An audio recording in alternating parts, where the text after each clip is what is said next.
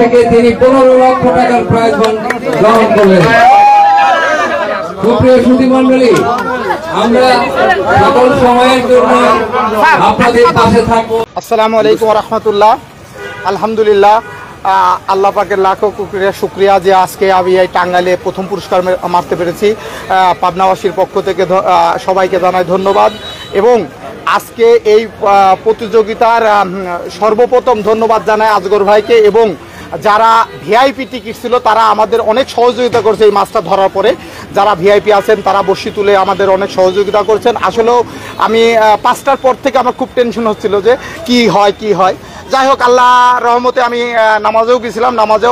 নামাজ পড়ে এসে যখন শুনতে পেলাম যে একটা মাছ কেটে গেছে, বড় মাছ ছিল নাকি, তারপরেও একটু টেনশন হচ্ছিল। যাই হোক, তারপরে যখন ঘোষণা হলো তখন আমার ভিতর মানে কনফার্ম হলাম যে আল্লাহ আমাকে সেই পুরস্কারটা জেতার তৌফিক দান করেছেন। আসলেও ভাষা বলার ভাষা নেই। আমার এই মাছ মারার জগতে এটাই হলো সর্বশ্রেষ্ঠ পুরস্কার এবং প্রথম। আমি এর আগেও পুরস্কার পেয়েছি কিন্তু এত বড় পুরস্কার পাইনি।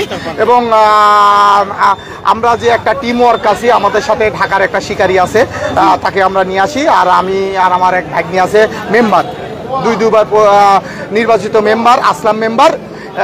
আমরা সবাই যাই হোক আপনাদের টাঙ্গাইলবাসীকে ধন্যবাদ জানাই যে এরকম আয়োজন আসলে সুষ্ঠুভাবে। মাছ শিকার করে 15 বছর। 15 বছর। জি, আমার নিজেরও একটা ফার্ম আছে মাছের, ওখানেও মাছ মারা হয়। অনেক ভালো মানে ভাষায় প্রকাশ করা যাবে না। জীবনে প্রথম পুরস্কার, এত বড় পুরস্কার, বড় পুরস্কার। জি, এর আগে কত টাকা পুরস্কার জিতছিলেন? এর আগে 50,000 টাকা জিতছিলাম। সর্বোচ্চ এই 15 লাখ পেলাম। 15 লক্ষ টাকা।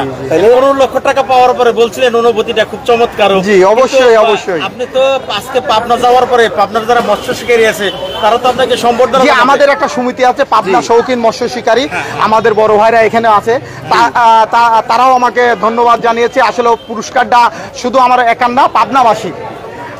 এই পুরস্কারটা পাবনাবাসীর মুখ উজ্জ্বল করছে। আমার নিজস্ব আছে আর আমাদের পাবনার মৎস্য শিকারী 70,000 টাকা। এটা মোট প্রায় 90,000 টাকার মতন খরচ হয়েছে। জি, আপনি পেয়ে গেছেন কয় লক্ষ টাকা? 15 লক্ষ টাকা। বিশাল আকৃতির সেই বড় মাছটি কিন্তু আপনার